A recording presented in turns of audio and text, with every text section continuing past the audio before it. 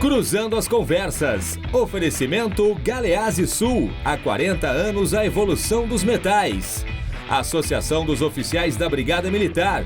Defendendo quem protege você. O Badesul valoriza você. Valoriza o Rio Grande. Conte sempre com o Badesul. E Porto Color. Boa noite, eu sou Guilherme Macalossi, começa aqui na RDC TV mais uma edição do Cruzando as Conversas, o seu programa de análise e debates, trazendo sempre os assuntos mais importantes do dia, a perspectiva dos nossos convidados aqui no estúdio também através das videoconferências com quem está fora de Porto Alegre. Você pode nos assistir pelos canais 24 e 524 da Claro Net TV e também pelas redes sociais, @RDCTV Digital. Nós estamos no Facebook, no Twitter, no Instagram e no YouTube. Não deixe de mandar a sua mensagem, o seu comentário é muito importante para nós, a interatividade faz parte da nossa emissora. Uma outra ferramenta para você acompanhar o nosso programa são os podcasts. Você pode ir até o seu Spotify, até o Google Podcasts, os demais agregadores, e também no nosso site, rdctv.com.br, na aba Podcasts, você acessa o programa na íntegra. É isso aí. É mais uma forma de você ter o Cruzando as Conversas. Online ou offline, também no seu smartphone. A RDC TV é a emissora que tem o digital no DNA. E o Cruzando as Conversas é um oferecimento da Associação dos Oficiais da Brigada Militar, defendendo quem protege você. De Galeazzi Sul, há 40 anos, a evolução dos metais. Porto Color, soluções gráficas. A Porto Color atendendo através do WhatsApp, tem os serviços da Porto Color na sua casa. E Badesul, Badesul valoriza você, valoriza o Rio Grande do Sul. Conte sempre com o Badesul.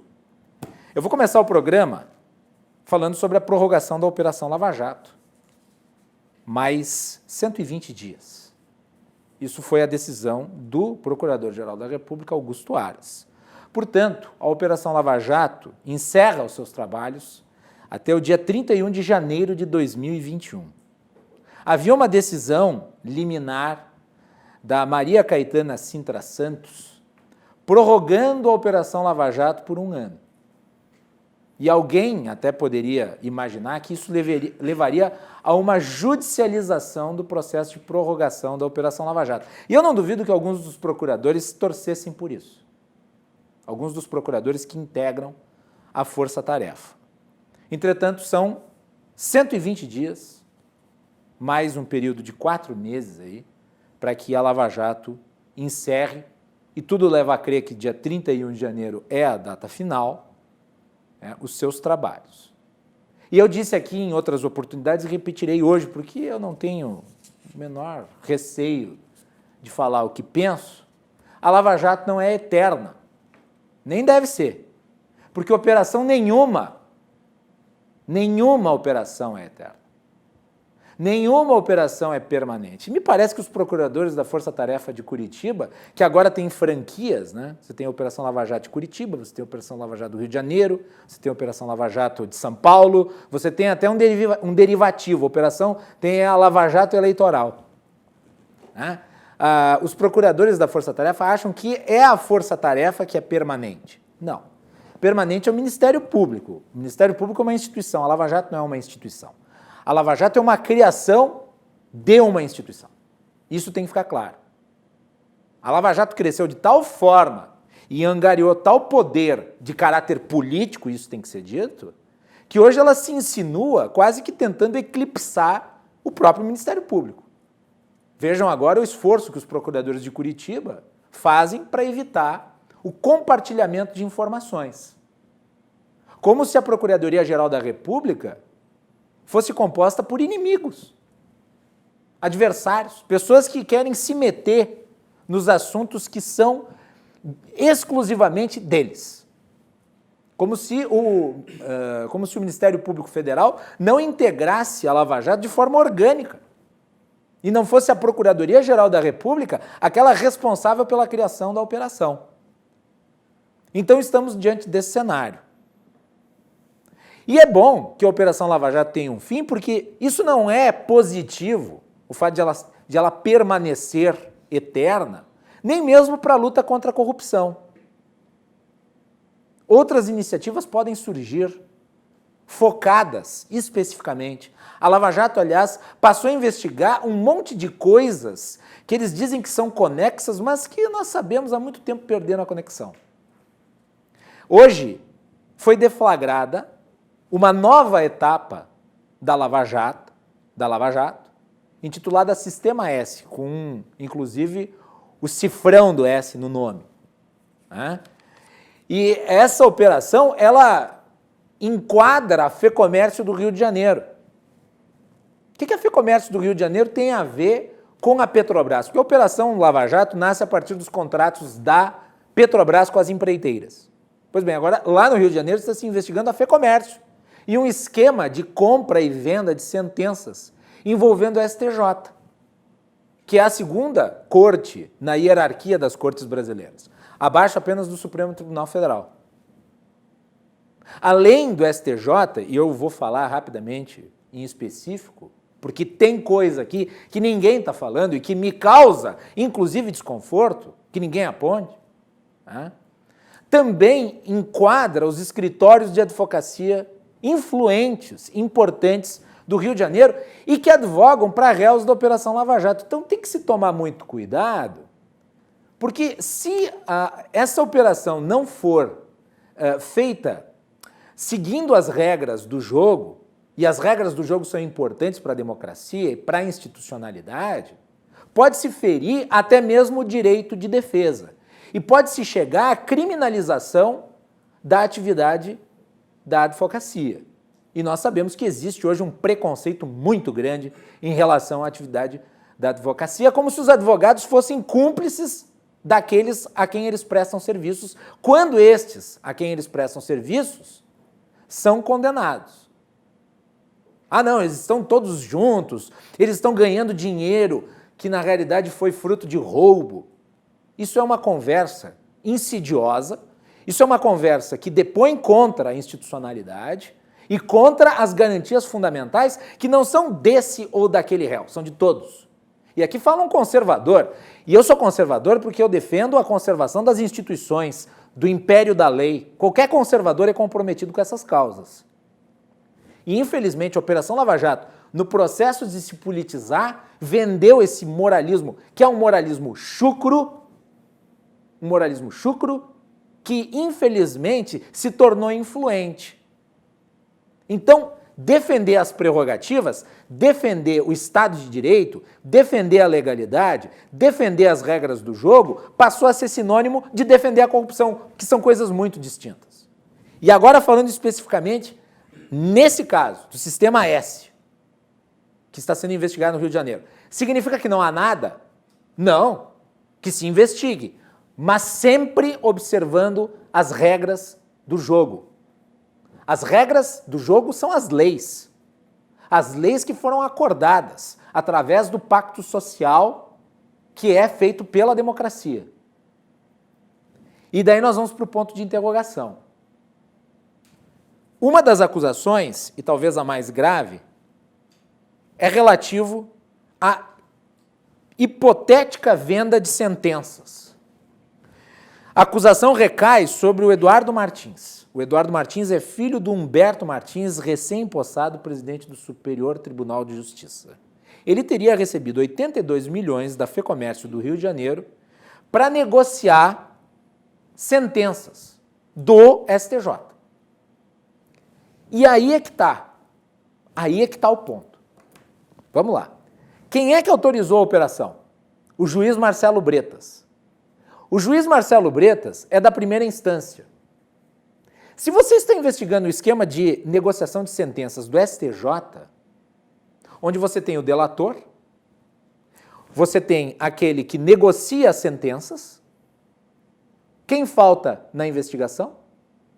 Quem falta na investigação? Quem vende a sentença. Quem pode vender a sentença? Os integrantes do STJ. Aí eu pergunto, e é esse o ponto que eu não vi ninguém mencionar, quem é que investiga os ministros do STJ? É o juiz de primeira instância? É o juiz Marcelo Bretas? Ou são os ministros do Supremo Tribunal Federal? E não venham me dizer que está sendo feita uma operação desse tamanho sem se investigar também quem vende a sentença. Porque é impossível você investigar a compra de sentenças sem saber quem está vendendo. E quem está vendendo tem foro por prerrogativa de função. Ah, nós não gostamos do foro por prerrogativa de função. Não importa. A regra é clara. Nós temos que cumprir o regramento, sob pena de estarmos destruindo o devido processo legal e abrindo precedente para nulidades. Depois não adianta reclamar que a decisão foi anulada lá na Corte Superior, porque os procedimentos não foram tomados da forma adequada. Então, essas nebulosidades que permeiam muitos desses casos, que são casos impressionantes, que são casos que mobilizam a opinião pública, elas também estão no centro da discussão, não são assuntos relativos à periferia da importância do que está em voga aqui. Não, são centrais. Até porque eles são centrais, visto que podem abrir margem para que a operação em si, que diz respeito a acusações que são graves, tenha a validade devida dentro dos meandros da justiça. A Operação Lava Jato prossegue até janeiro, né? Mas me parece que nos últimos dias, através de certas operações, e a do Paes ontem também foi muito estranha, né? Fez um jogo para se mostrar necessária, para ser ampliada, para ser mantida, para ser prorrogada a qualquer preço. E isso nós temos que observar. O jornalismo tem que observar isso. E isso não é ser a favor de corrupção nenhuma. Ok? Então tá aí. Hoje nós vamos falar aqui no programa sobre regramento eleitoral. As eleições estão chegando, a RDC está preparando uma grande cobertura das eleições e nós vamos, em breve, apontar aqui, mostrar as novidades, o que nós vamos fazer. E nós já vamos começar a entrar nesse tema, começando pelo básico. Afinal de contas, como é que vai funcionar, né? Quer dizer, quais as regras dos políticos, dos eleitores precisam prestar atenção? Como é que a justiça eleitoral está se preparando para esse momento de pandemia para possibilitar a realização de eleições tranquilas? Para falar sobre esse assunto, aqui no estúdio comigo eu tenho a Débora do Carmo Vicente, que é coordenadora da EJE, do TRE, aqui do Rio Grande do Sul. Minha cara Débora, boa noite, bem-vinda. Boa noite, obrigada pelo convite, um prazer estar aqui novamente. Muito bem. Quem também está aqui comigo é o Caetano Lopumo, advogado e presidente do IGAD, Instituto Gaúcho de Direito Eleitoral. E aí, Caetano, tudo bem? Bem-vindo. Tudo bom, Macalossi? Muito obrigado pelo convite. Boa noite aos nossos telespectadores, boa noite à minha amiga Débora, coordenadora da nossa escola do TRE. Prazer estar aí de volta, Macalossi. Muito bem. Quem participa conosco por videoconferência, eu tenho o maior prazer de receber o meu ex-colega de faculdade, fomos contemporâneos, né? Fazia muito tempo que eu não falava com o João Henrique Leone Ramos, advogado também especialista na área eleitoral. João, bem-vindo, boa noite. Eu não estou ouvindo o João, pessoal da produção. Não sei se é o som dele. Boa noite, amigo. Agora sim. Tudo bem, João? Agora saiu. Boa noite, meu amigo Guilherme. Quanto tempo que a gente não se vê, não se fala, doutor Caetano. Débora, que sou um espectador dos eventos que ela realiza, tem que dar os parabéns. Que bom, que isso obrigada. aproxima a justiça do público, aproxima a justiça, principalmente a gente que advoga no interior. É um grande prazer e obrigado pelo convite, Guilherme. Muito bem. Eu vou começar, obviamente, né, sobre esse período, que é um período muito, eu poderia dizer, subjetivo, acho que é essa palavra, esse período das pré-candidaturas. Há uma certa subjetividade do que se pode e o que não se pode fazer, principalmente por parte dos candidatos.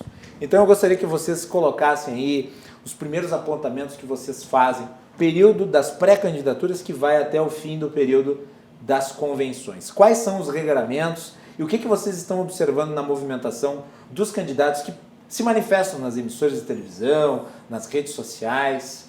Eu vou começar pela Débora. Vai lá, Débora. Então, É importante dizer que a figura do pré-candidato, ela não existe legalmente, né? Então, algo que a Justiça Eleitoral tem orientado é que não se pode fazer nesse período de pré-campanha nada que se pode fazer, né, que não se possa também fazer depois no período da campanha, né? Então, assim, muito cuidado, pedido expresso de voto, né, nas propagandas eleitorais. Eu sei que é um momento que o pré-candidato está querendo se lançar. Ele tem que ter esse cuidado, né? O pedido expresso de voto é algo realmente que não pode ser usado. Por exemplo, outdoor, que foi algo que foi bastante utilizado nas eleições de 2018. O outdoor, ele é proibido pela propaganda, né? E no período de propaganda regulamentar, em que há controle das contas, porque já há um CNPJ, já há uma conta. Então, esse período, é claro que outdoor não pode ser utilizado. E aí vem agora, até pela pandemia, estamos atravessando aí a pior crise sanitária deste século, né, dos últimos 100 anos, e é bem provável que tenhamos aí uma campanha publicitária, um marketing eleitoral muito diferenciado e muito utilizando as redes sociais. E a internet. E não pode propaganda paga na internet quando é candidato, muito menos quando não é candidato. Né? Então, essa tem sido a orientação. Mas assim, não havia sido regulamentado o impulsionamento de... O impulsionamento pode. Impulsionamento... É importante, mas isso só quando é candidato, quando é pré-candidato não pode. Pois é. O TRE do Rio decidiu que não, que o pré-candidato não pode. Por quê? Porque diz na resolução da propaganda que só o candidato ou o partido pode impulsionar sua propaganda. Mas o TSE já decidiu diferente, de um caso, se eu não me engano, do Pará. Caetano, não sei se tu acompanhou esse caso. O relator era o ministro Barroso. Barroso, exatamente. Acho que é do Pará. Que eles aceitaram naquela lógica que eu disse. Se pode durante a campanha, né? Então poderia também agora como pré-candidato. Por isso, o alerta é cuidado, né? Já temos aí uma divergência. Mas eu acho assim, né, o mais importante desse momento, né, Macalossi, é que temos uma eleição adiada, né, mais ou menos em 40 dias aí que adiamos, então as convenções estão indo até 16 de setembro. A propaganda inicia mesmo oficialmente em 27 de setembro, porque os registros de candidatura vão então até dia 26. E o cuidado é procurar uma assessoria jurídica, vou até fazer aqui uma propaganda pro... Com certeza, não, tô falando, né? Propaganda para a necessidade de uma assessoria jurídica. Exato, qualquer, porque... E contábil. Exato, exatamente, assessoria contábil e jurídica é muito importante nesse momento. Mas a gente precisa ter em mente que o objetivo da legislação, bem como a gente estava aqui conversando e estava falando de regras do jogo, não é limitar, impedir, evitar que se fale, é justamente dar condições de igualdade a todos. Então a gente não pode que um comece a corrida antes. É mais ou menos como aquela história da corrida, né? É a gente assegurar que todos tenham condições iguais. As regras estão para isso, para que não haja abuso de poder econômico, abuso de poder religioso, qualquer tipo de abuso. As regras da justiça estão aí apenas para assegurar a igualdade de condições entre os candidatos. Por isso, algumas limitações necessárias, mas é aquilo, é regra do jogo, foram leis que foram votadas, né? E estão aí justamente para a gente tentar controlar isso. João Henrique Leone Ramos, tua avaliação aí desse período de pré-candidaturas. Vai lá, João. A gente pega, Guilherme, um momento nebuloso, porque o que acontece? Por exemplo, a minha atuação na Serra Gaúcha, que começa Caxias, Flores da Cunha, Bento Gonçalves, tu começa a ver uma interpretação diferente. Acaba tendo uma situação diferente. E ficou algo também que as pessoas se sentiram livres, soltas, tanto que tu pode perceber nas redes sociais que virou meme, né? A questão do pré-candidato a vereador, por exemplo, virou meme. Já tem gente publicando que é pré-candidato a prefeito porque vereador já tem um monte. Então,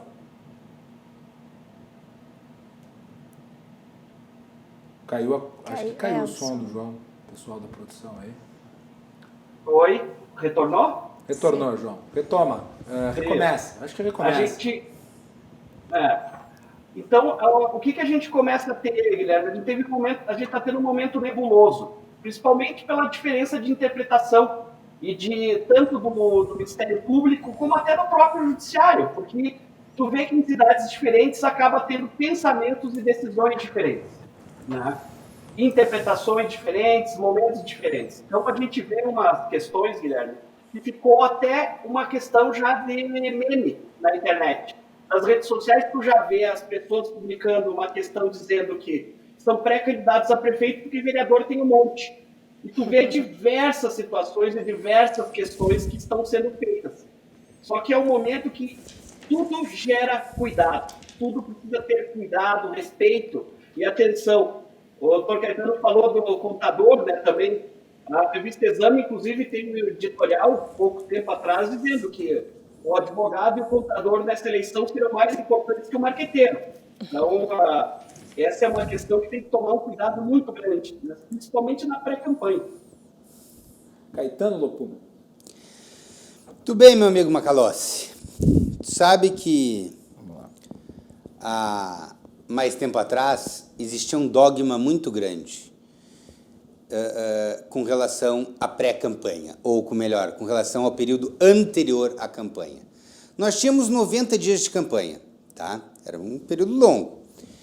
E a ideia de que qualquer coisa, aí era a expressão do TSE, uma expressão que durou mais de 10 anos na jurisprudência, qualquer coisa que levasse ao público em geral a ideia de que o sujeito era o mais apto a ocupar determinado cargo se constituiria em pedido antecipado de voto.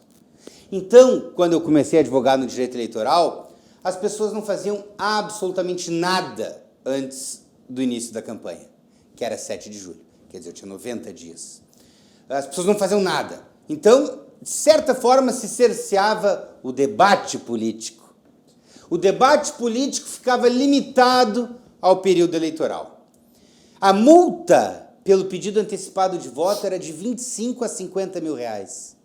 Olha o peso dessa multa para um candidato a vereador do interior que daqui a pouco pisou na bola e deu uma entrevista de rádio com equivocada, etc. e tal, ou na época participou do Orkut pedindo um voto. Bom, o que aconteceu? Se percebeu que não se poderia tolher o debate político desta forma.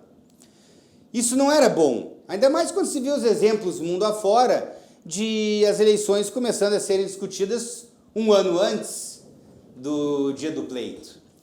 Os Estados Unidos, com as suas prévias, que duram meses, meses e meses, começam em fevereiro as prévias, antes da campanha eleitoral para votarem agora. O que aconteceu em 2015? Em uma reforma legislativa, se diminuiu o tempo de campanha. Quer dizer, o que já era pouco, 90 dias, passou a ficar em 45 dias. 45 dias para debater o melhor candidato. Porque a campanha eleitoral é um momento da liberdade de expressão, é um momento da troca de ideias, é um momento de explicar o que se entende por socialismo, ou capitalismo, ou conservadorismo. Em geral não se entende nada. Não se entende nada, mas cada um tem a sua versão e eu vou votar em quem der a versão que eu gostar mais. Isso. Em 45 dias, isso seria nada. O que se fez? Se criou um artigo, que aí eu sugiro que todo mundo em casa abra, escreva 9.504 no Google, abra a Lei 9.504 e leia o artigo 36A. Esse artigo diz o seguinte, que eu posso, antes desses 45 dias, eu posso mencionar minha pretensa candidatura. E aí vem o pré-candidato. Perfeito, João, quando fala. Mas a lei disse, eu posso dizer pré-candidatura. Porque eu posso me dizer pretenso, que eu sou um pretenso candidato. Então as pessoas que fazem começam a se lançar como pré-candidatos. Não como candidatos, porque não foram eleitos, não foram escolhidos em convenção. Mas a lei vai mais longe. Ela diz que eu posso dizer as minhas características pessoais, eu posso dizer quem eu sou, eu posso debater aspectos políticos. A lei diz assim, eu encurto a campanha, que é o que marca a campanha, então, é o momento do pedido de voto, que começa em 16 de agosto e esse ano em 27 de setembro. Excepcionalmente, esse ano em 27 de setembro, por causa da pandemia. Mas eu encurto a campanha, mas eu aumento o período de debate eleitoral. Por isso nós temos visto tantos pré, porque são pretensos candidatos. Que debatem política, que se pedirem voto, cruzaram a linha e vão ser multados não mais em 25 a 50, agora de 5 a 25 mil. E aí, isso foi em 15. Em 17, o tribunal foi bem, Débora, até me corrija, mas o Tribunal Superior Eleitoral foi bem permissivo. Sim. Ele disse, se eu não pedir expressamente voto, o resto pode. E aí é óbvio, né? Que quando tu é muito liberal... A criatividade... Muitos candidatos abusaram disso, e os outdoors, etc e tal. E em 18, em 19, o tribunal disse, não é bem assim também. Avançou na jurisprudência. E disse, tu não pode fazer o pedido de voto explícito, ou também aquela coisa que dá a entender de forma explícita que tu quer voto. Isso tu não pode. Legal. O que mais tu não pode fazer? Tu não pode fazer, como disse a Débora, aquilo que tu não faz na campanha.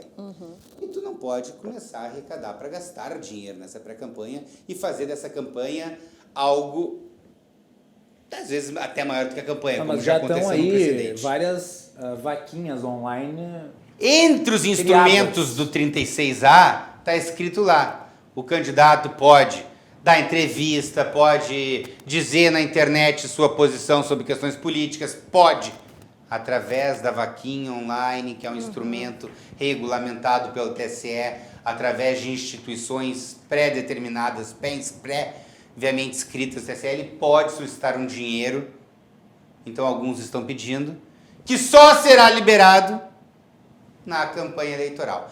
Então, Macalossi, a pré-campanha se tornou um momento de debate político maior do que o período eleitoral em si. Em espaço de tempo, com certeza, em debate político também importante, mas que não pode pedir voto, não pode praticar atos que não podem ser praticados na campanha e que tem que haver um cuidado também com os recursos gastos na pré-campanha. Então, eu costumo dizer para meus clientes, quer impulsionar, o Tribunal do Rio não deixa, mas tem um precedente do TSE. Eu fico com um precedente por unanimidade do Pleno do TSE, que diz o seguinte, que tu pode impulsionar num valor módico, contanto que não tenha pedido de voto. O que é valor módico? É um termo muito complicado, eu discuto com o cliente. Essas subjetividades são aquelas que embasam o que o João falou. Com certeza, ele tem toda a razão quando ele diz que há uma certa insegurança jurídica. A gente tem que ter... Porque, olha só, é só eu te dizer nessa explicação que a interpretação do TSE foi uma em 2017 e outra em 2019.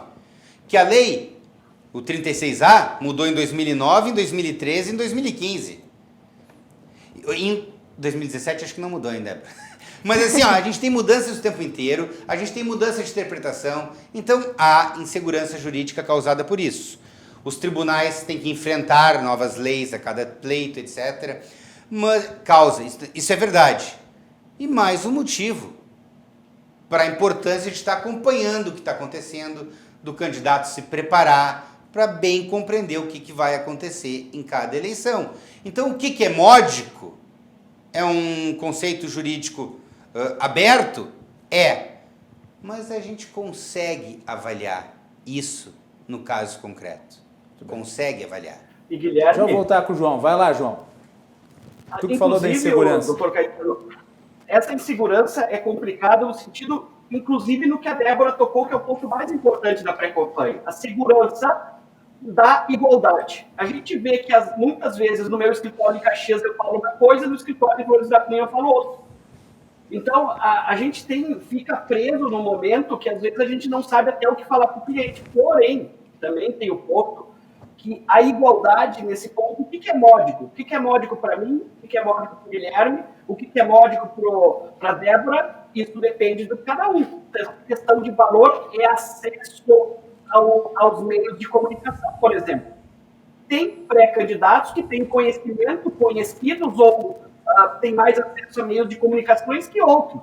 Então, essa questão do módico, essa questão principalmente da igualdade, nesse momento está muito complicado e muito difícil da gente absorver e cuidar.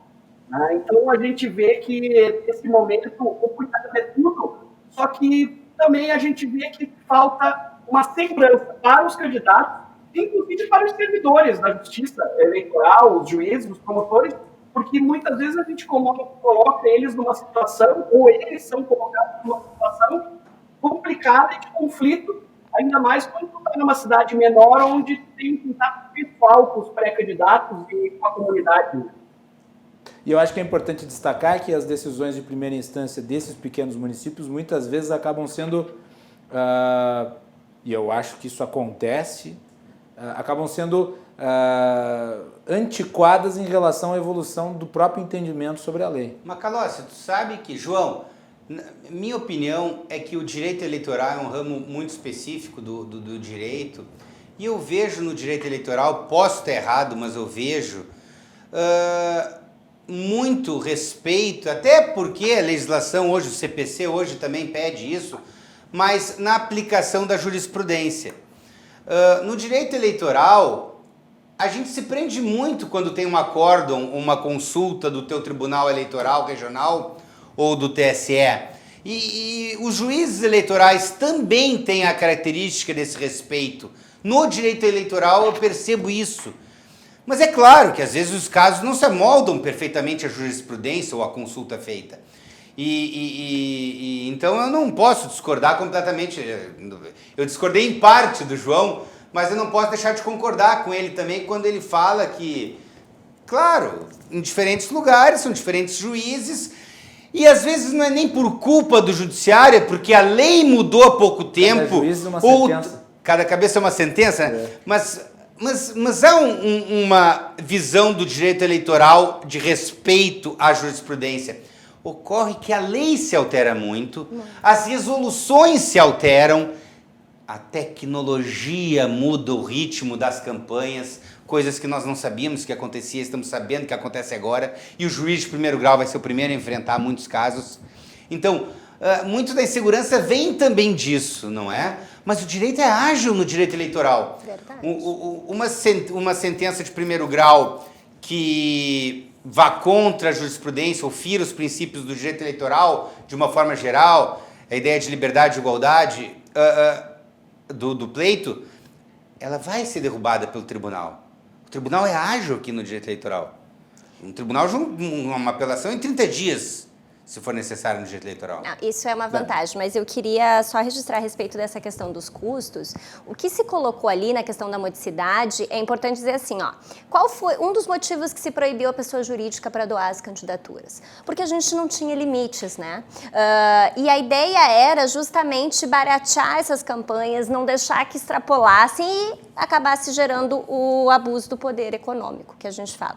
Então, o que diz ali? Buscar modicidade e não extrapolar o candidato médio. Claro, aí entra o custo... A palavra foi candidato médio, né? Foi essa, candidato médio. A palavra subjetiva. Em vez do custo módico para o candidato médio. Exato, como a gente usa aquele homem médio, né? Quem é o homem médio no direito a gente usa muito. Então aqui no caso seria o candidato médio. Mas por quê? Porque a rede social, ela é barato. O impulsionamento é uma dessas ferramentas de promoção das mais baratas que tem. Então é claro que o que o juiz vai comparar? A pessoa usou 100 antes, na pré-campanha, e depois ela usa 10. Houve um exagero aqui na pré-campanha. Isso vai ter sempre razoável, proporcional ao caso concreto. A análise só pode ser do caso concreto. Da cidade, como bem disse o João, vai depender. Agora mesmo, há pouco tempo, semana passada, a Justiça Eleitoral liberou os limites de gastos de campanha, né? Então, para vocês terem um exemplo, Porto Alegre,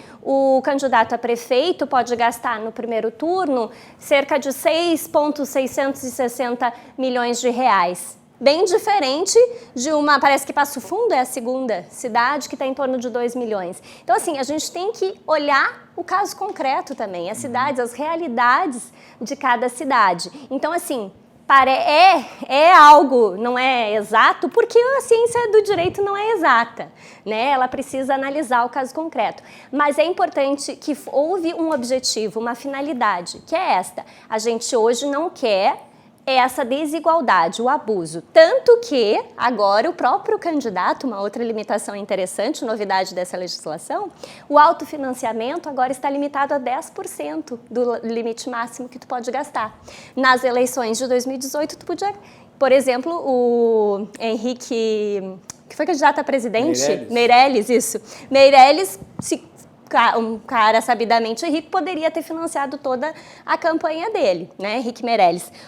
Se fosse hoje, ele só poderia financiar até o limite de 10% do que ele poderia gastar. Eu tenho uma opinião polêmica sobre esses pontos aí. Esse específico, a questão do autofinanciamento, eu não tenho nada contra o sujeito se autofinanciar integralmente. Eu acho que com isso ele busca uma independência, já que nós estamos falando de poder econômico. Quer dizer, ele botar o dinheiro dele na sua própria campanha, o investimento que ele faz, na sua própria viabilidade. Sim, né? entendi no seu pensamento, mas aí Isso. tem que ver pelo outro lado. E a igualdade de competição, né? Ele é uma pessoa milionária, entra com muito mais chances se puder gastar toda a sua fortuna promovendo Mas a ele sua gastou candidatura. muito mais que o Bolsonaro e perdeu a eleição. Sim, é um grande... Aí que está a grande discussão dos marqueteiros. Mas o que a Débora está falando... Rodada. Mais uma palavra tua, depois eu volto pro João e a gente encerra. Não, a questão dos 10% é uma novidade na lei. Uma novidade que veio, por quê? Porque se percebeu que alguns candidatos de grande capacidade financeira largavam do teto. E a maioria dos candidatos tinha que sair com o pires na mão, atrás de financiamento privado, de pessoas físicas, porque empresas não podem doar, ou atrás dos seus partidos que têm o dinheiro público. Então se percebeu isso e se deu essa limitação dos 10%. Foi o legislador que fez isso. Perfeito. O que a Débora fez agora é narrar um fato, né, Débora? É a regra. João, ponto final aí para ti, depois nós vamos pro intervalo. Vai lá, João. Não, até o ponto final que eu quero deixar nessa questão é que vocês repararam que sempre os testes é na eleição municipal, né? Verdade. Eles deixam as pessoas que são, digamos assim, até, não estou falando tanto de Porto Alegre ou Caxias do Sul, mas principalmente em cidades menores, onde tem menos acesso. Agora, por isso que eu elogiei o trabalho da Débora, que está fazendo na escola do judiciário, porque aproximando as pessoas da informação, coisa que a gente não tinha antes. Porque esses testes, essas dúvidas, essas situações, acabam prejudicando ainda mais a pessoa que está começando na carreira política, que é o candidato a vereador, por exemplo. Então, a gente parece que o legislador, nossos deputados e senadores querem testar nos futuros adversários deles. Essa é uma visão polêmica que eu tenho, mas é complicado, deixa a gente sempre numa situação difícil, né? Muito bem. O Rodrigo Luzardo, meu amigo aqui, que participa do Cruzando as Conversas, ele manda uma mensagem dizendo o seguinte: eu vou submeter para análise dos nossos convidados também. Ele diz: primeiro, sempre um debate de alto nível nesse programa, parabéns, Macalossi, transmito o meu abraço a todos os que estão na mesa. E daí ele manda um comentário: para evitar extrapolar o poder econômico, existe o teto de gasto de campanha que nós estamos mencionando aqui. Mas o grande problema não é isso. Na avaliação dele, o grande problema ainda é o caixa 2 de campanha, que é difícil de ser rastreado. E aqui eu vou dar a minha opinião, que é polêmica e trata de um aspecto que a Débora colocou. Essa nova legislação que foi criada, que vetou a possibilidade do investimento de empresas nas campanhas eleitorais, ela nasceu com esse espírito de acabar com o caixa 2. Para mim, não acabou com o caixa 2 nenhum. Para mim, continua tudo a mesma coisa. E o rastreamento do dinheiro do caixa 2 continua sendo muito difícil. E o caixa 2 continua existindo e continuará existindo. Agora eu quero ouvir os meus convidados. Débora, vou começar por ti. Vai lá. Assim, sempre, sem dúvida, uma tentativa. Por isso essa mudança na legislação eleitoral. E o que o João falou é muito interessante mesmo. Nós temos uma outra grande novidade agora na eleição municipal, que é o fim das coligações, né, que estão justamente testando essa novidade, é claro, numa eleição municipal, né? Com relação à questão do Caixa 2, sim, de fato, é uma discussão bastante grande, tá? Eu participei já no TSE, inclusive, de vários congressos, trazendo modelos internacionais, né? E que chegou à conclusão de que no Brasil o melhor modelo seria o financiamento público, de novo tentando buscar evitar o Caixa 2 e também a igualdade de condições, porque ali estaríamos então com dinheiro público que seria acessível a todos. A questão das candidaturas femininas, aqui vou puxar um assunto que eu gosto sempre de tratar, porque o Brasil é um dos piores países no mundo em questão de representação feminina na política, né? Nós estamos em rankings aí democráticos atrás de países como a Arábia Saudita, que só deixou as mulheres votarem a partir de 2011, e as mulheres só foram às urnas em 2015. País moderno. É o último país no mundo a permitir que as mulheres dirijam, e tem mais mulheres eleitas em seus parlamentos do que o Brasil. E assim, o que a gente vê? Que as mulheres, em 2014, por exemplo, quando ainda se podia as pessoas jurídicas doarem, 90% das pessoas jurídicas doaram para candidaturas masculinas. 10% do dinheiro doado dessas empresas foi para as candidaturas femininas. Qual foi o resultado da eleição aquele ano? 10% de mulheres eleitas, 90% de homens eleitos. A gente vê uma relação direta do dinheiro investido, excetuando-se o caso de Henrique Meirelles, que foi, de fato, um caso excepcional, né, de questão de gasto de campanha, mas a gente vê uma relação direta da questão do financiamento e a questão da visibilidade e a questão de resultado nas urnas. Então, assim, o que se buscou, e aí foi a legislação mesmo, foi o Congresso que optou por este modelo público. Há discussões? Há. Até pessoalmente, particularmente, acredito que o limite de gasto seria mais eficiente do que evitar... Tu pode estabelecer um limite de gasto no financiamento privado. Exato. E eu acho que talvez seria mais eficiente do que a proibição. Eu sou contra porque esse negócio da pandemia, né, Débora, evidenciou o quão distorcido é uma lei que permite que se junte uma montanha de recursos públicos faltantes em áreas essenciais para financiar campanhas de políticos. Isso ficou evidente esse ano, mais do que nos outros anos, né? Essa distorção poderia ter sido resolvida com o aprimoramento da legislação anterior, na minha modesta avaliação, né? Foi exato, como eu te disse, é uma discussão, é uma opção legislativa, uma opção do Congresso, e confesso assim, olha, que foi estudado. Eu mesma participei de um congresso maravilhoso no TSE, à época, ali um pouco antes dessa decisão, e se viram modelos muito eficientes, né? Nós temos modelos do Canadá, França, Estados Unidos, né, em que há ou que não há a pessoa jurídica doando, são modelos que foram estudados e, à época, no Brasil se entendeu, então, que proibir as pessoas jurídicas seria o melhor caminho. É muito difícil, de fato, para o brasileiro comum aceitar os números hoje, né? Cerca de 3 bilhões de reais hoje são destinados a financiamento da política brasileira. Tem um colega que na verdade ele é do trabalho hoje no TSE, que ele fala assim, de fato é muito caro 3 bilhões, se a gente for ver, mas quanto custa a estabilidade democrática também, né? Ele traz o contraponto também, assim, países como a Nigéria, que não conseguem ter uma estabilidade democrática, é guerra civil, as pessoas... Então, assim, existe um custo disso. De fato, para o brasileiro, é muito alto, mas como eu já vi também outros colegas do direito falando, nós não somos economistas. Eu não posso analisar se de fato esse valor em frente ao PIB brasileiro tá proporcional, é razoável. Acredito que seja de fato uma decisão do Executivo e do Legislativo, de quem a gente votou e está lá para decidir. A proporcionalidade que eu faço o cálculo é o seguinte, 3 bilhões é muito se considerado todos os problemas que o Brasil tem em áreas sensíveis, como educação, saúde, segurança, infraestrutura. Agora, se nós formos considerar 3 bilhões para a eleição de todos os agentes políticos que vão concorrer, é pouco. Se dividir isso pelo número de candidatos, é bem pouco. É pouco. Sabe que... Vai lá, Caetano. Não existe campanha sem dinheiro. Não existe, A campanha exige discussão, exige que o nome dos candidatos esteja na rua, exige espaço de debate. A televisão é importante, a internet é importante, a rua é importante, o jornal é importante. Tudo isso tem custo. Tem custo por quê? Porque tem pessoas que trabalham, tem material que é produzido. Nós vamos ter 600 ou 700 mil candidatos na próxima eleição. Então, a campanha tem custo. Ponto.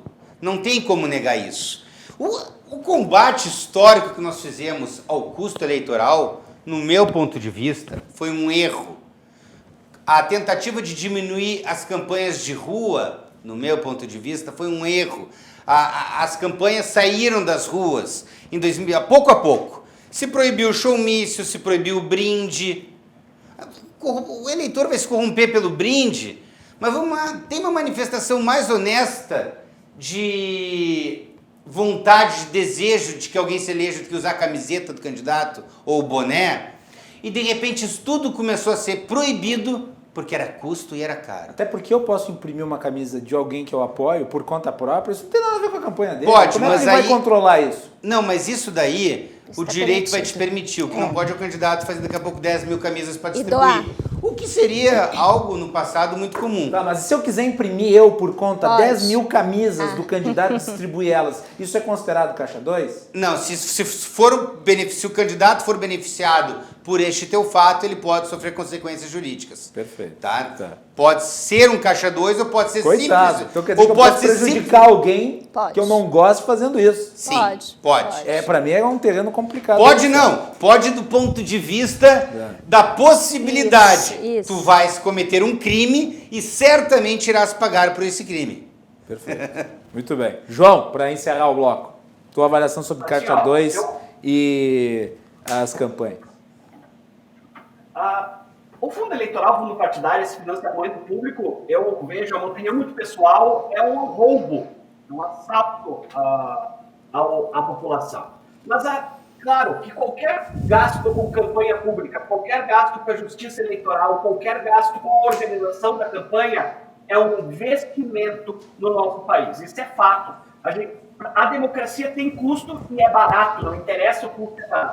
Porém, a proibição de doação de CNPJ, vamos dizer assim, é um retrocesso, porque eles não vão parar, esse dinheiro não vai parar de circular, ele não vai parar de circular. O que acontece? Antes, com a doação e uma boa, excelente fiscalização do judiciário eleitoral, dos servidores, a gente tinha uma liberdade, a gente tinha um conhecimento, a gente sabia de onde veio o dinheiro. Porque, ao meu ver, o candidato ou o deputado, o vereador, o prefeito, ter tal opinião, defender tal público, não interessa para mim, contanto que eu saiba o porquê. E eu saber o porquê é que ele defende a agricultura porque os agricultores financiaram ele. Isso não tem problema, eu não vejo um problema. Já essa questão do fundo eleitoral, esse financiamento público, para mim, também causa uma questão de desigualdade. Cidades pequenas nunca chega a esse valor. Antes que esses candidatos de cidades menores sejam financiados pela própria empresa, ou até por uma doação maior pessoal, ou de empresas, pequenas empresas das cidades menores que faziam doações, hoje acabam diminuindo muito isso, e eles acabam tendo até dificuldade para fazer campanha eleitoral, causando uma desigualdade, porque o fundo eleitoral do partidário chegar em cidades menores está sendo uma raridade. Isso que o João falou é muito importante, Macalossi. O Fundo Especial de Financiamento de Campanha veio para o direito brasileiro em 2017 e a primeira campanha foi 2018. 2018 foi uma campanha, não é, João? Foram 28 campanhas, foram os 27 estados e a União. Então, Fácil. assim, ó, foi mais fácil distribuir. Mesmo assim, a distribuição, conforme a regra, ela é feita pelo Diretório Nacional. Agora que nós temos 5 mil municípios para receber dinheiro e algumas centenas de milhares de candidatos, e quem distribui isso e quem faz as regras de distribuição é o partido a nível nacional, agora nós sentimos na pele de uma forma, os municípios percebem de uma forma mais clara que este fundo, que talvez essa não seja a melhor solução. Ou, a se manter o financiamento público, nós vamos precisar evoluir nas regras. Porque... Mas assim, dinheiro público tem que haver um controle maior. Isso acho que é algo que precisa ser, com certeza, evoluído. Acho, Débora, a gente já percebe que a lupa dos tribunais Isso. é maior quando o dinheiro é público. Agora, o problema que eu vejo, além disso, é o da distribuição. Sim, aí é uma autonomia partidária. A autonomia partidária, A questão da autonomia num partidária. partido, num sistema em que os partidos têm caráter nacional e tem um sistema piramidal em que o órgão nacional comanda tudo. E tem um detalhe aqui que eu acho que é importante e reforça a minha posição particular em relação ao questionamento aqui. para mim, o modelo que foi criado, ele empurra para a ilegalidade o candidato. E eu vou aqui colocar por quê.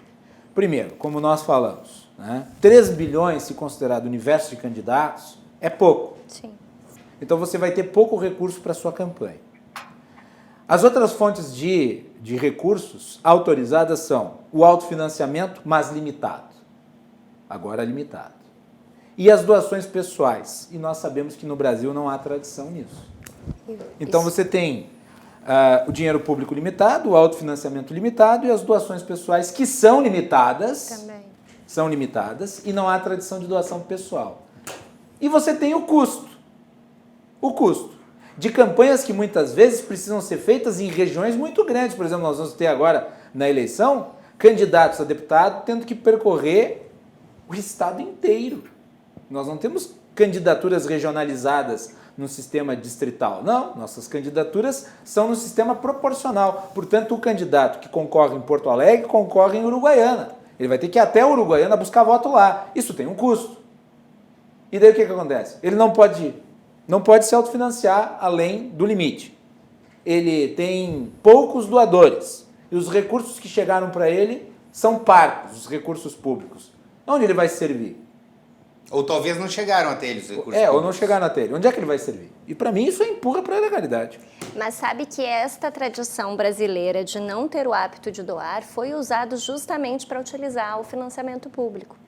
Porque, por saber que nós, brasileiros, não tínhamos isso e que o sistema democrático precisa acontecer, era preciso, então, que o setor público movesse essa estrutura que custa. Porque isso ficou muito claro naquele congresso até, que eu me lembro uma frase que quase todos os palestrantes, principalmente de outros países, a gente não pode demonizar o dinheiro, né? E não existe almoço grátis, né? Não existe almoço gratuito. As coisas custam dinheiro. Só que o brasileiro não tem essa tradição de doação. Então, se optou pelo modelo público. O brasileiro não tem dinheiro para doar. Não tem. O modelo de financiamento público, inteiramente público, que na época foi defendido, mostrado pela França, e se mostrou, por exemplo, a diferença que acontecia na Grã-Bretanha, que 95% do financiamento é privado, e se mostrou que o maior doador de campanha era o maior sonegador de impostos do país. Então, se fez essa correlação, entende? E se mostrou isso com estudos, com experiências, né, no direito comparado,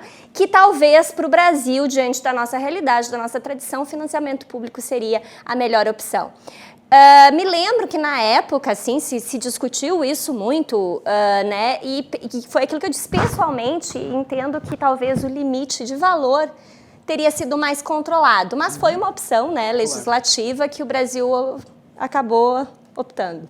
Vamos fazer um intervalo? Nós já extrapolamos o tempo, mas é que essa pergunta que o Luzardo mandou nos colocou num foco de discussão que é realmente interessante, que é a questão do financiamento, e que, né, diante de uma situação de pandemia, vai ser ainda mais limitador. Se a doação pessoal ela era uma alternativa, bom, tende a ser mais restrita, porque as pessoas estão com pouco dinheiro à disposição. Certamente elas vão destinar isso para pagar as contas do dia e não as despesas de campanha dos candidatos, né? Intervalo e voltamos na sequência.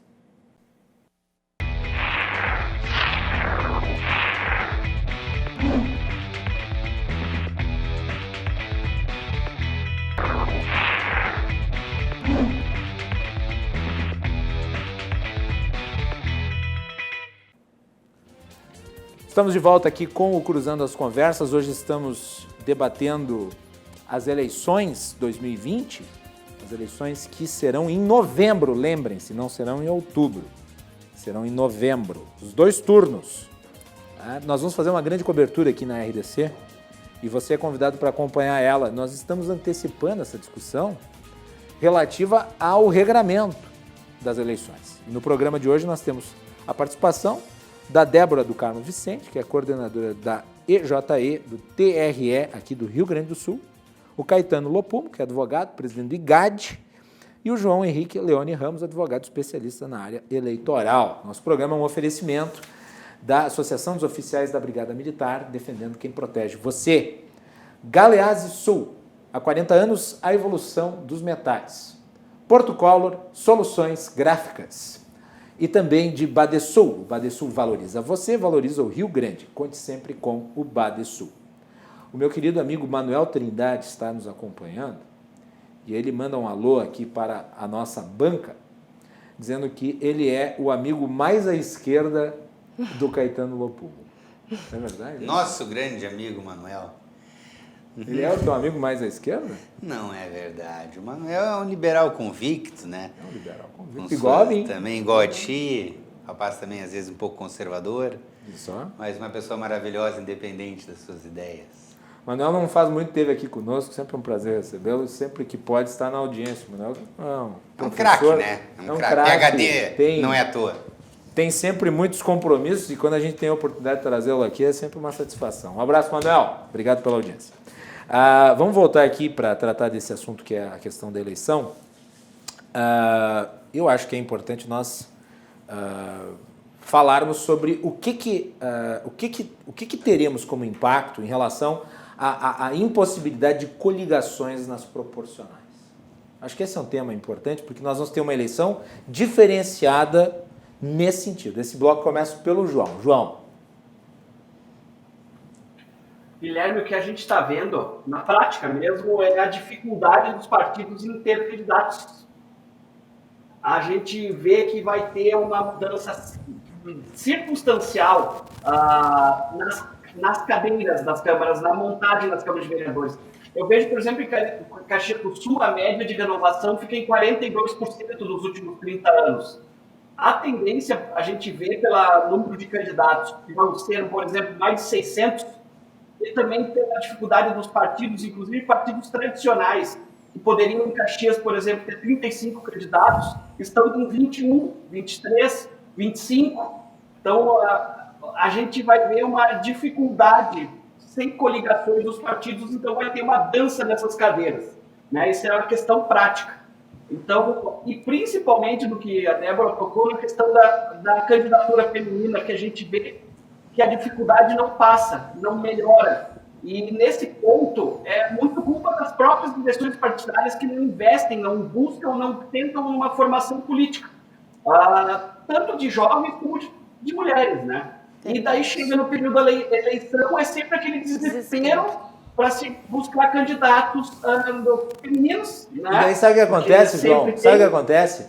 As mulheres acabam sendo usadas como bucha de canhão, e é esse o termo, elas acabam sendo usadas como bucha de canhão para compor as nominadas. Mas são candidaturas absolutamente artificiais.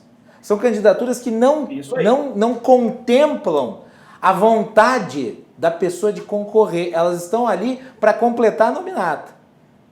Né? E daí o que acontece? No resultado eleitoral, as mulheres acabam tendo pior desempenho.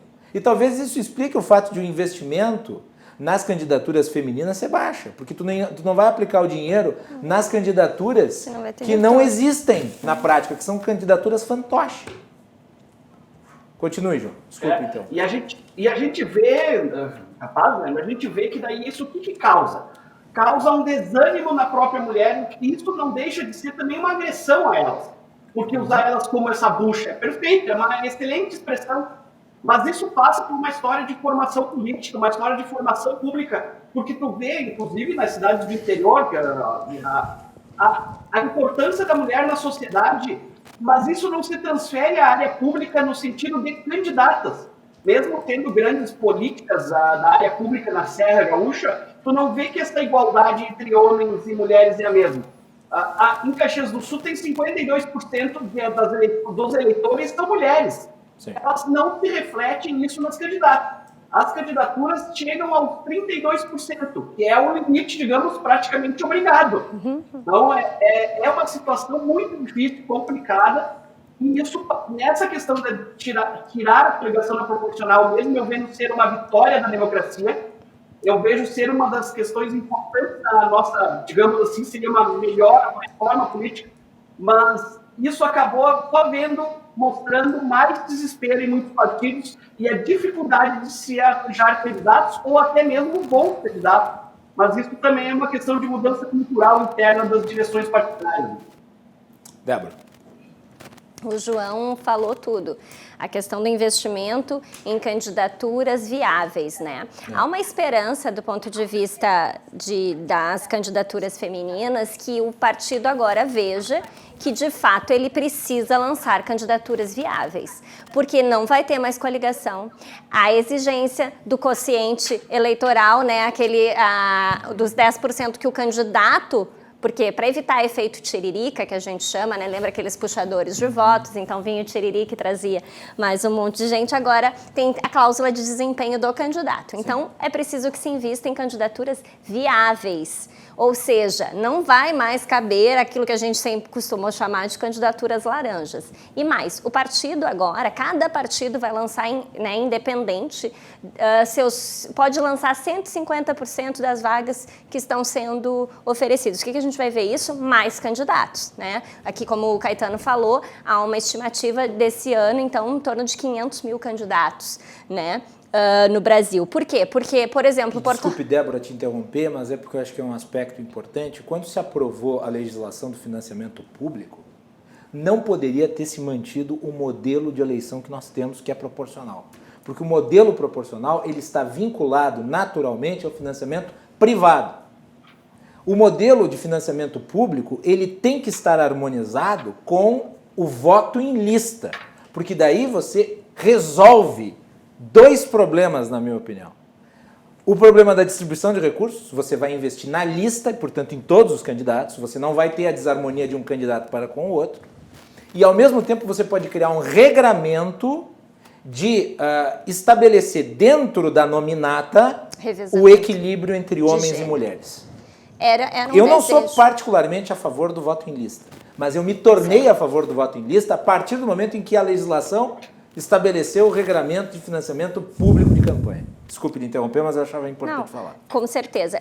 Olha, a questão da lista ela é sempre muito polêmica, né? Porque aqui a gente agora mesmo estava falando da questão da distribuição de dinheiro. Se é difícil ver, né, essa distribuição financeira chegar, eu fico pensando como seriam organizadas essas listas, né? Quem determinaria quem estaria em primeiro lugar da lista? E aí isso eu acho que é um comentário muito mais para o Caetano, para o João, que participam dessa vida partidária do que nós, né, que na Justiça Eleitoral acabamos observando. Há, como todos os modelos, suas vantagens e desvantagens. Sei que houve sim, inclusive, na bancada feminina, até uma luta para que fosse aprovada a questão da lista fechada, com alternância de gênero, porque aí teríamos a certeza de que teríamos ou a cada dois candidatos uma mulher, ou até 50-50, quem sabe, né? Porque aí sim teríamos 30% eleitas. Porque é importante, a cota de gênero hoje, que é de gênero, e a gente acaba falando que é cota feminina, mas ela é de gênero, pode ser que um dia tenhamos que garantir 30% de homens candidatos, quem sabe? Mas o fato é que, assim, no Brasil hoje, sistema do TSE, da Justiça Eleitoral, 45% dos filiados políticos são mulheres. Então, os partidos, João, realmente não podem dizer que as mulheres não querem participar da vida política. Quem é que se filia a um partido político se não tem interesse?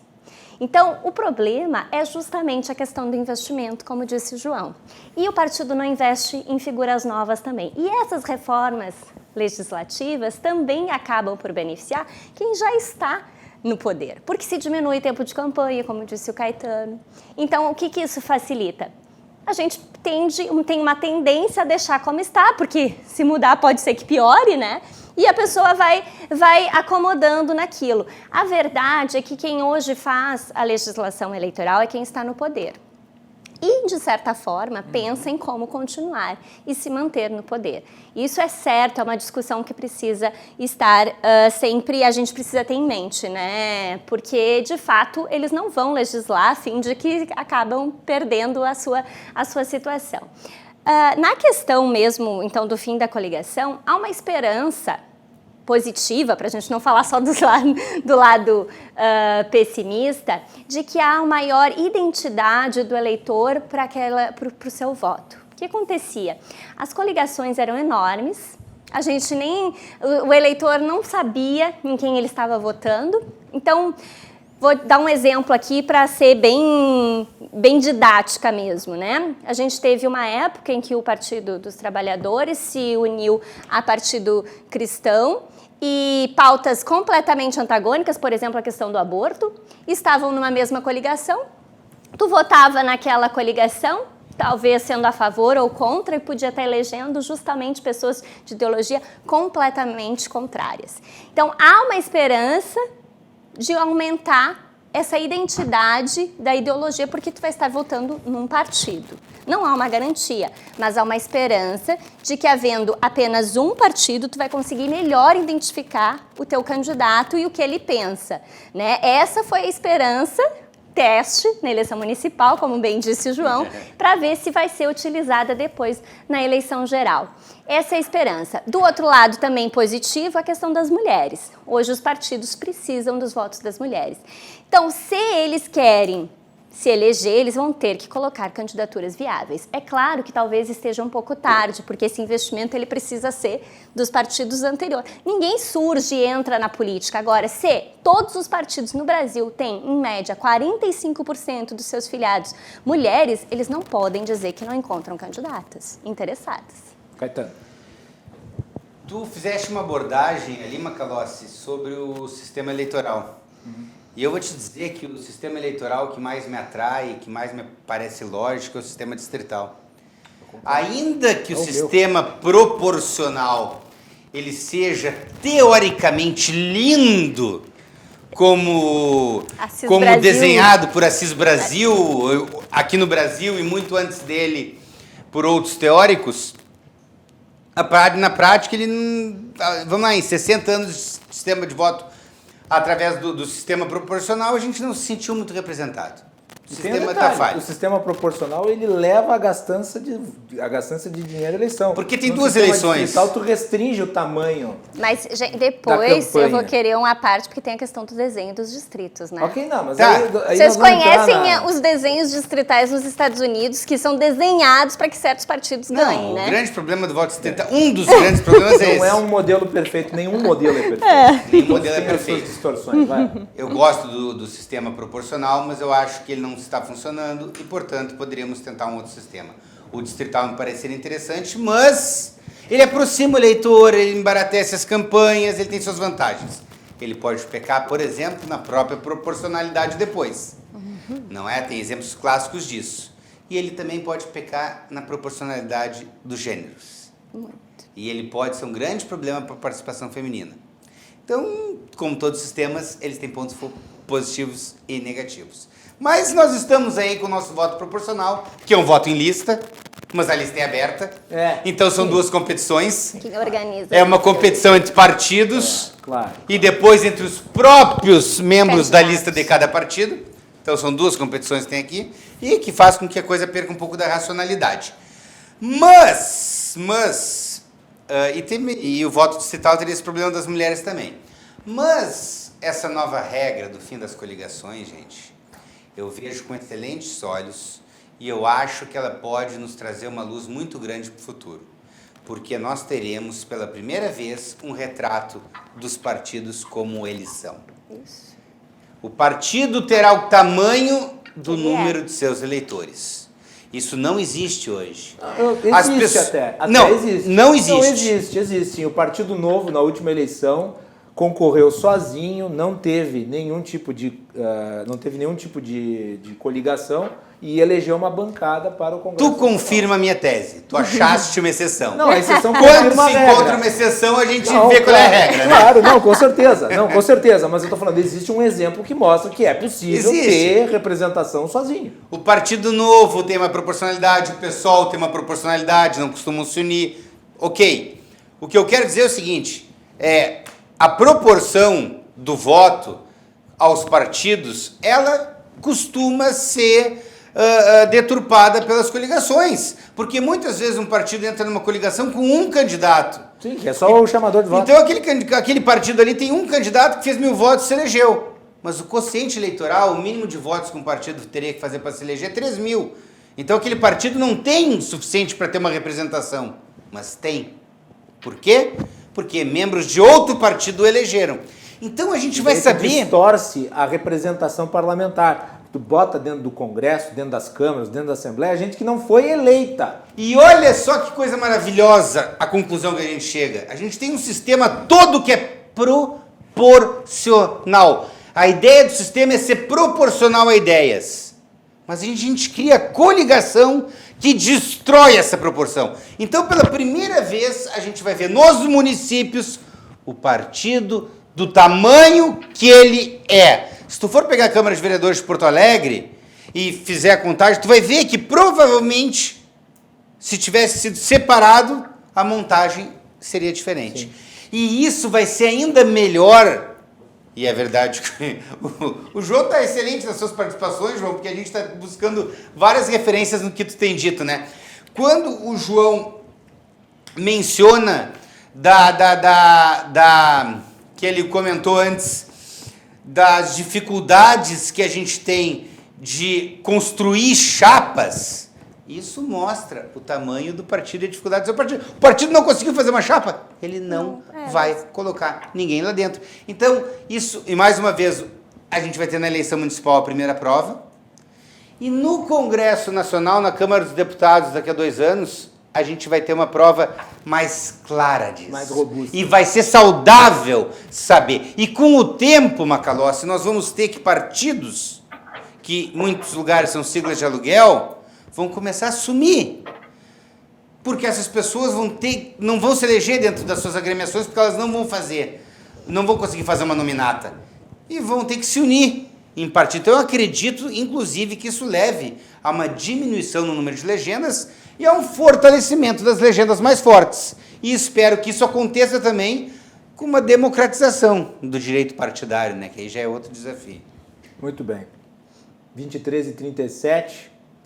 E vamos para a rodada final aqui, já antecipando o agradecimento dos 3 pela participação no programa. Tem muitas questões que acabaram não entrando no debate, mas nós vamos ter oportunidade de colocá-las aqui numa próxima oportunidade. Não demorará, vamos fazer mais um programa aí nos próximos 15 dias para tratar desses regramentos.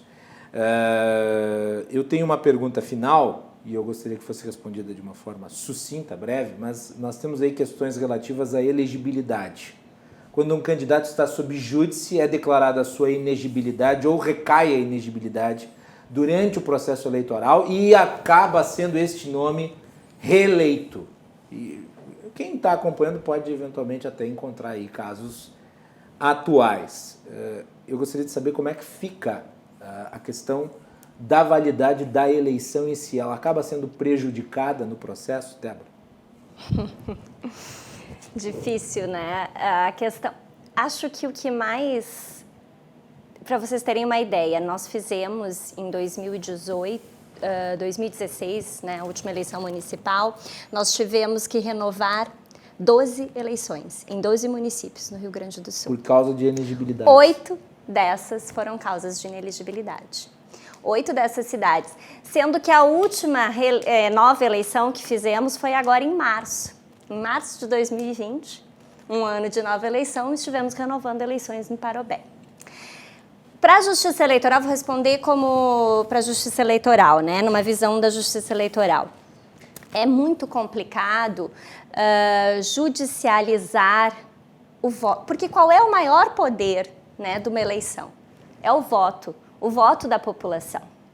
E aí vem aí lei da ficha limpa, numa tentativa de limpar a política brasileira, mas sempre com esse aspecto paternalista, que é uma característica brasileira, inclusive, de orientar, né, o eleitor, sendo que tudo isso deveria ser feito pelo próprio eleitor. Deveria, num mundo ideal, que o próprio eleitor não votasse naquele candidato inelegível, que o próprio partido, mais ainda, porque que é o partido? O partido é uma peça essencial para a democracia. E aí, antes estávamos conversando um pouco disso, deveria ser obrigação do partido não lançar um candidato em potencial inelegível. Pense o custo que isso gera. Fizemos 12 novas eleições no Rio Grande do Sul, estou falando só no Rio Grande do Sul. todo um aparato e todos os recursos, toda essa demora para que a última tenha sido feita agora em 2020. Uma cidade que vai ter que agora, de novo em novembro, eleger um novo prefeito. Sim, isso acontece porque aquele que é inelegível e foi eleito, ele não dá lugar ao segundo colocado, porque o segundo colocado não foi eleito, ele não tem a maioria dos votos. Exato. Então tem que fazer um novo processo Exato. eleitoral. Por quê? Por que nós estamos aqui primando? A vontade do eleitor, o voto. Mais ainda do que isso, eu gostaria de falar também da questão do desinteresse na política. O prefeito eleito de Porto Alegre teve menos voto que as abstenções, voto nulo e branco em Porto Alegre. Isso também é um fato assustador, eu diria, né? E a crise da representatividade também, que tanto se fala. Não me representa. E nós vamos ver cada vez mais forte. E cada vez veremos isso mais forte. Então, assim, da tua pergunta, eu digo que ela é difícil por quê? Porque existe esse caráter que eu chamei de paternalista da legislação, do modelo brasileiro, né, de orientarmos, até porque a democracia brasileira ela é muito jovem. Se a gente for contar quantas eleições foram feitas desde 88, são poucas eleições. Sendo que no meio delas tivemos 2 impeachments, né? Também, se é para falar aqui, né, dessas questões. Então, assim, é uma tentativa de limpar, de tornar a política um ambiente mais limpo, mais confiável, porque a gente espera. Mas a verdade é que a política ela é o retrato da sociedade, né? Isso a gente não pode esquecer. Sempre será. Sempre será. Então, como justiça eleitoral, o que eu posso dizer é que a gente cumpre a legislação decidida pelo Congresso, que foi eleito pela população. É um papel muito difícil para a justiça tirar alguém que foi o mais votado. E assim, é difícil falar em casos concretos, mas a gente cansa de ouvir pessoas rouba, mas faz, né? Vocês já devem... Então, assim, dentre as opções, era o menos pior. Votei nele. Sim, ladrão. Pois é. Então, assim, veja a situação que nós estamos. Né, Macalossi? É complicado. Obrigado, Débora, pela participação aqui hoje à noite. Parabéns pelo trabalho. Agradeço, muito obrigada. João, meu querido, muito obrigado aí pelas suas intervenções aqui no programa de hoje. Vai voltar com certeza, espero que numa hora dessas aqui conosco no estúdio. Obrigado, João. Eu que agradeço, muito obrigado. Foi um grande prazer, pessoal. Um grande abraço a todos. Muito bem. E por fim, Caetano. Obrigado, Caetano. Prazer participar do teu programa de novo. Deixa eu fazer um convite a todos, mas eu quero dirigir esse convite especialmente ao João Henrique, para que se junte a nós, João, no IGAD, pelas redes sociais, Instituto Gaúcho de Direito Eleitoral. Tu encontrarás nas nossas redes, no YouTube, no nosso canal, um congresso feito com participação da Escola Judicial Eleitoral do TRE, participação de desembargadores do tribunal, participação de autoridades em direito eleitoral do país inteiro. A Débora, inclusive, entre as participações, entrevistou a doutora Marilda, uma das referências em direito no país. Então, estás convidado a participar e, assim como todos, a encontrar. Nós temos ali nesse congresso, um congresso virtual, e ele está acontecendo. Então, cada dia que passa, a gente põe um vídeo ou outro novo, pequenos vídeos de 30 minutos sobre diferentes temas. Já deve ter uns 20 vídeos. Esse congresso vai estar acontecendo até meados de outubro. Então, tu chega ali, tu olha o assunto de teu interesse, tu assiste, seguindo a ordem ou não. Site?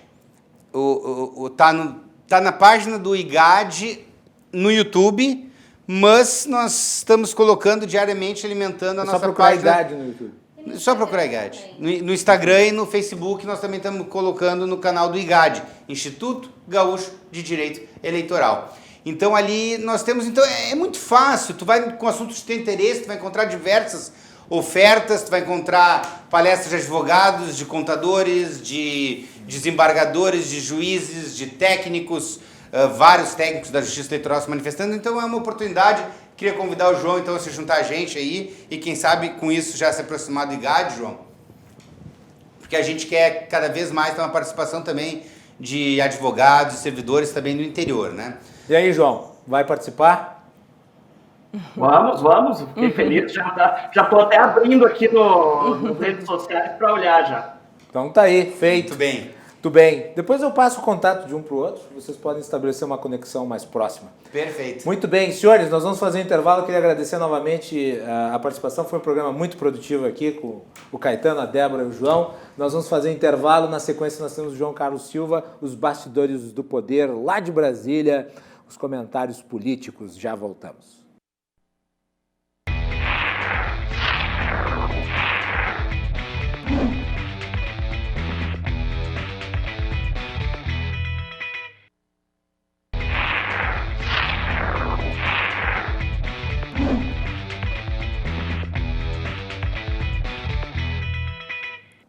Último bloco do Cruzando as Conversas, e no último bloco nós temos sempre a participação de João Carlos Silva, direto de Brasília, com os bastidores do poder. O meu ponto aqui está caindo, eu vou tirar o ponto, tá? Então estou informando a produção porque estava atrapalhando aqui, eu tenho que me concentrar na pauta. E qualquer coisa, Melanie, minha produtora, manda mensagem pelo WhatsApp, então. O nosso programa tem um oferecimento da Associação dos Oficiais da Brigada Militar, defendendo quem protege você. Galeazzi Sul, há 40 anos, a evolução dos metais. Porto Color, soluções gráficas. E Badesul, quem valoriza o Rio Grande, está ao lado dos gaúchos em todos os momentos, principalmente nos mais difíceis. E o Badesul está sempre ajudando no desenvolvimento do nosso estado com investimento, inovação e muito trabalho.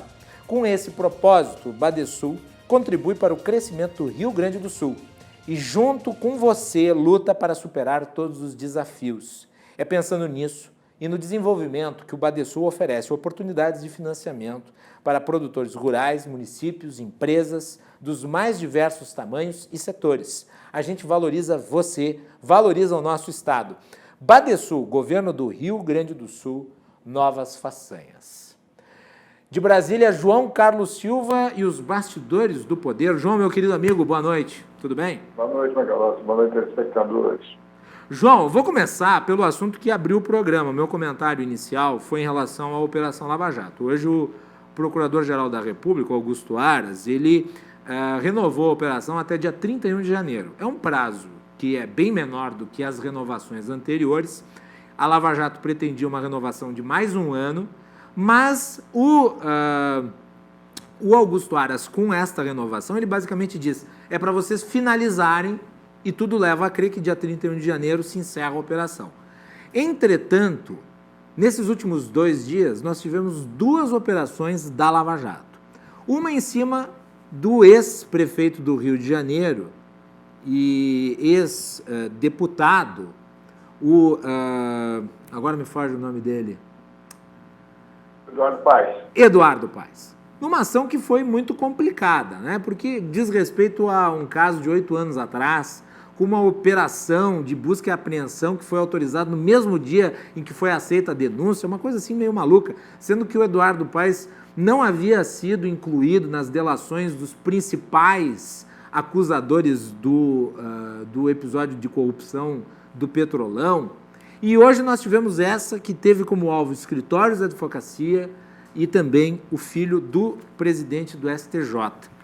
Qual que é a tua avaliação sobre a renovação da Operação Lava Jato e esses casos extremamente polêmicos protagonizados por ela? Eu acredito que ela não vai durar muito tempo permanecendo esse tipo de comportamento.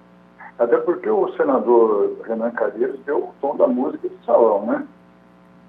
E isso aí explodiu no colo do Dallagnol. Sim. Com algumas decisões aí e deixaram o Dallagnol numa situação complicada. Quando você tem essas operações que envolvam personalidade com um assunto já praticamente batido, encerrado, é um complicador. É um complicador porque você faz com que a justiça se degradie entre elas. Isso é ruim, não é bom isso, claro. O Lava Jato teve o seu protagonismo, teve a sua eficiência, mas evidentemente que as coisas que estão apregoadas aí até o presente momento são situações melindrosas e com certeza o Supremo Tribunal Federal vai ter que se posicionar a respeito dessas situações todas. Porque se você vê que vai perdurar esses assuntos, essas questões todas do Ministério Público, onde os procuradores dizem que atuam do jeito que convém o comportamento do dia, o Supremo vai acabar derrubando isso tudo.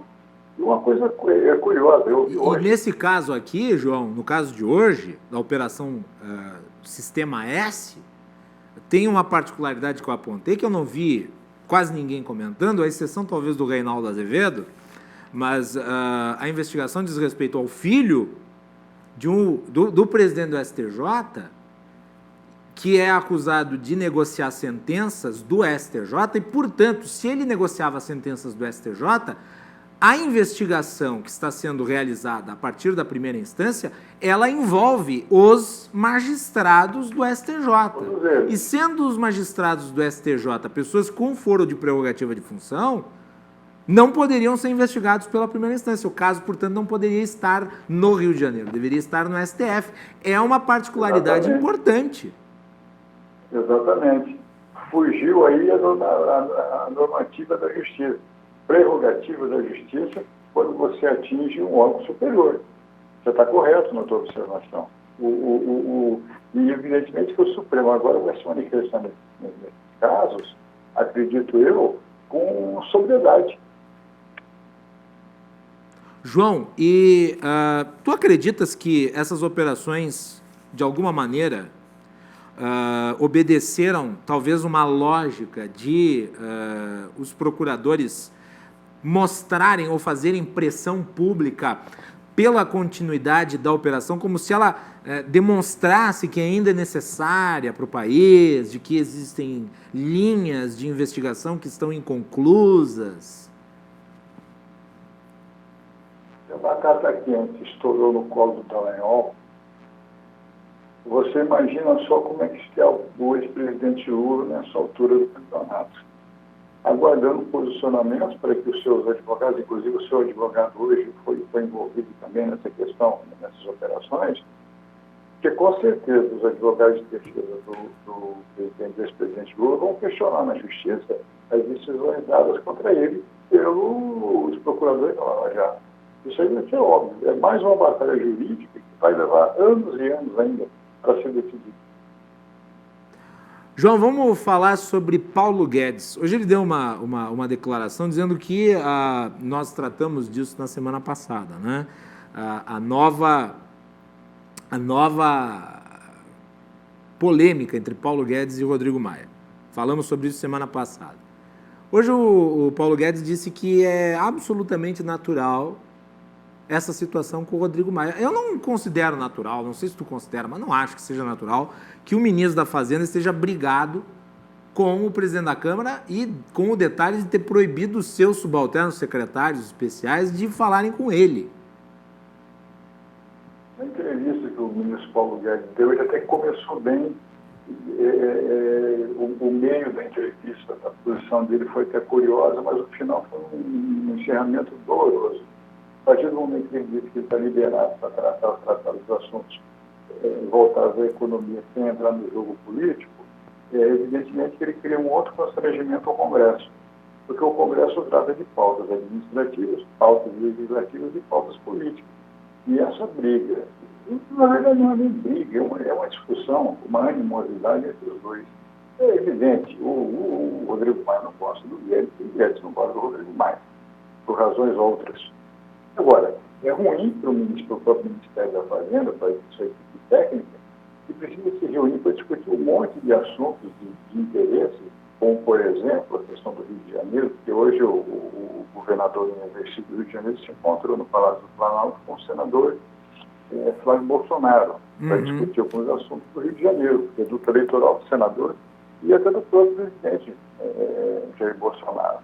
O Paulo Guedes, quando ele vê que o azeite na frigideira está começando a efervescer, ele começa a jogar algumas situações de bandeira branca, quando, na verdade, o próprio presidente Rodrigo Maia já disse claramente que não tem nenhum tipo de discussão mais com o ministro da Fazenda. Pode até ter, por razões outras, com os líderes, os seus colegas, e o próprio presidente pedindo que ele amenize a crise, essa briga com o Guedes. Não é muito difícil. Eu acho que dentro do Congresso Nacional, a inviabilidade dos projetos do Paulo Guedes, dos encaminhamentos, também não vão passar na fase de entrada. E, aliás, antes de nós entrarmos no ar, o João, nós estávamos conversando, o João mandou uma mensagem aqui que era com o link para uma declaração do Raul Veloso, que é um dos grandes economistas do país. Ele foi consultor e secretário de Assuntos Econômicos do Ministério do Planejamento, tem uma trajetória em relação às contas públicas que é muito importante. O Raul Veloso desceu a borduna na reforma administrativa, né, João? E a análise dele me parece muito correta. E eu digo que o texto da reforma administrativa ele é polêmico na parte em que concentra poder no presidente da República. Eu duvido que o Congresso Nacional abra mão de avalizar eventuais mudanças dentro da estruturação do Executivo, e frágil, covarde, quando escolhe setores do funcionalismo para estabelecer regramentos diferenciados. Quer dizer, o judiciário, os militares e os promotores não estão atendidos pela reforma. E nós sabemos que eles representam a maior parte do custo administrativo.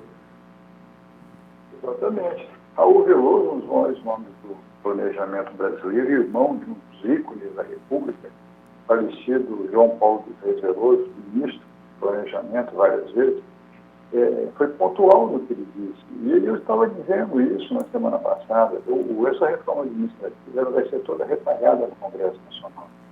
Ela vai ser retalhada da primeira página ao final dela. Os políticos vão fazer de tudo para manter os seus vínculos políticos nos seus domicílios eleitorais, onde tem interesse político.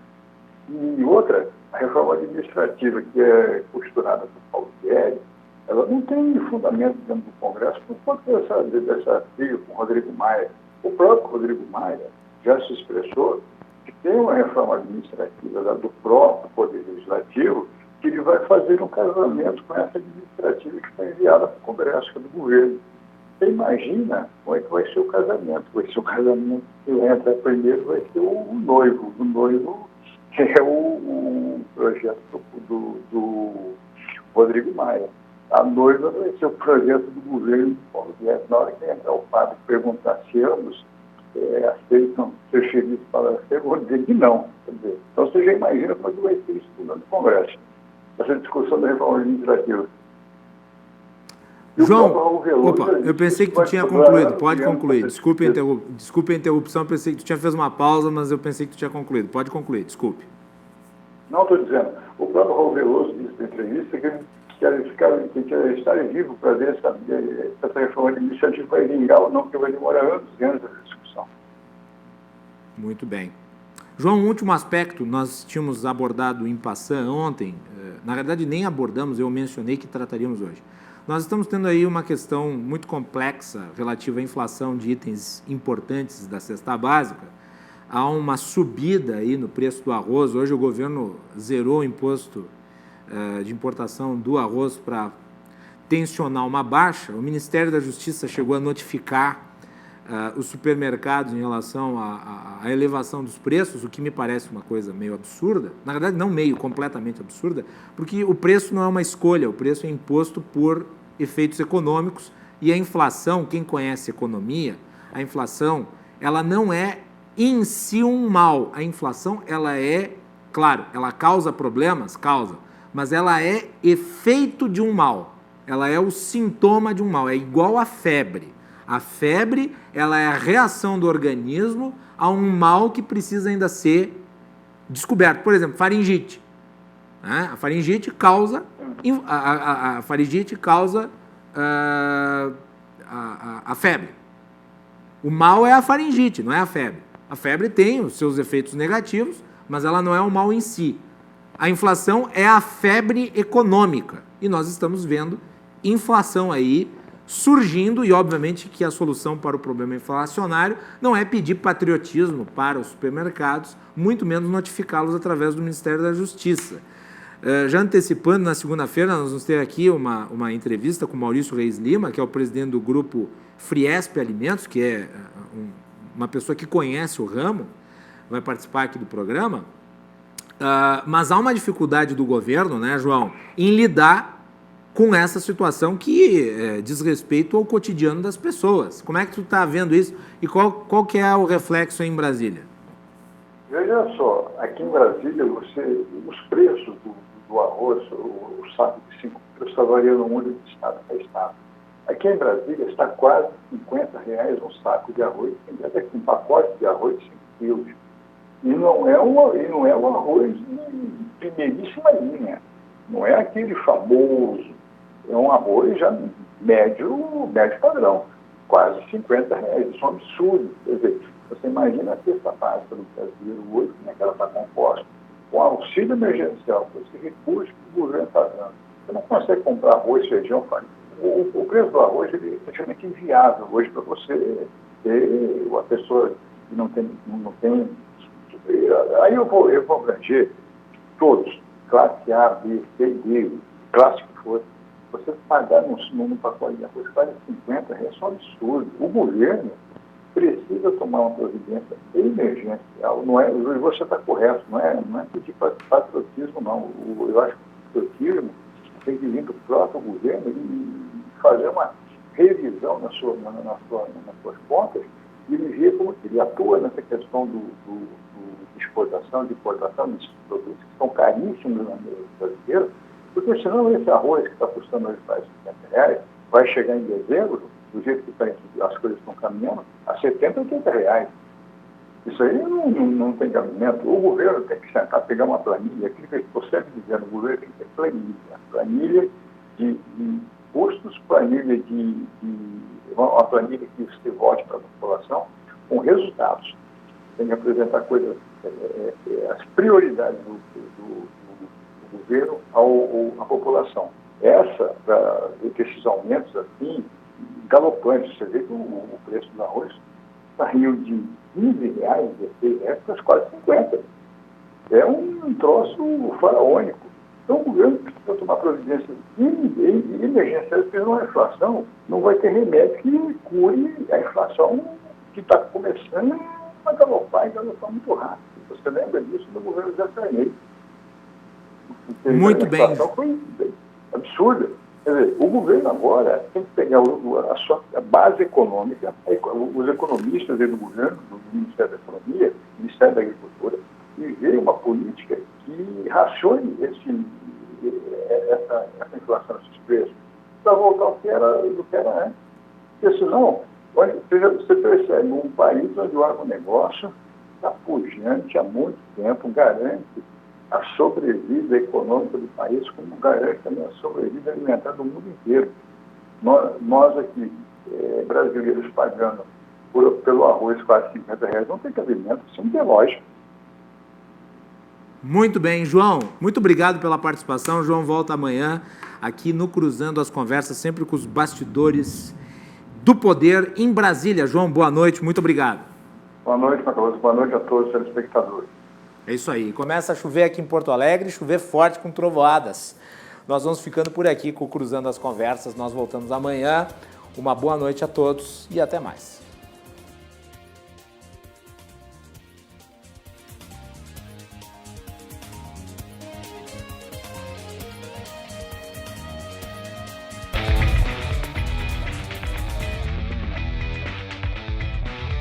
Cruzando as Conversas. Oferecimento Galeazzi Sul. Há 40 anos a evolução dos metais. A Associação dos Oficiais da Brigada Militar. Defendendo quem protege você. O Badesul valoriza você. Valoriza o Rio Grande. Conte sempre com o Badesul. E Porto Color.